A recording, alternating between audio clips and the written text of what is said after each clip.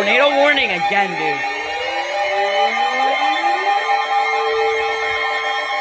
Alright, well.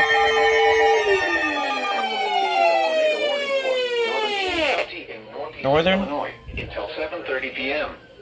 At 6:52 p.m., a severe thunderstorm capable of producing a tornado was located over Pingree Grove or near Elgin, moving northeast at 15 miles per hour. Hazard: tornado.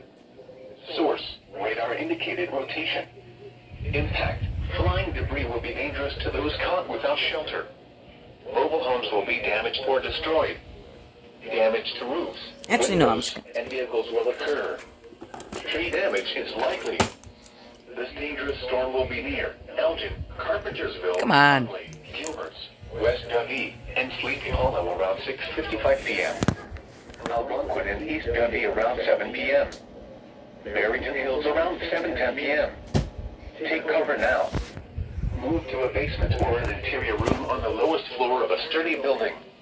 Avoid windows. If you are outdoors, in a mobile home, or in a vehicle, move to the closest substantial shelter and protect yourself from flying debris.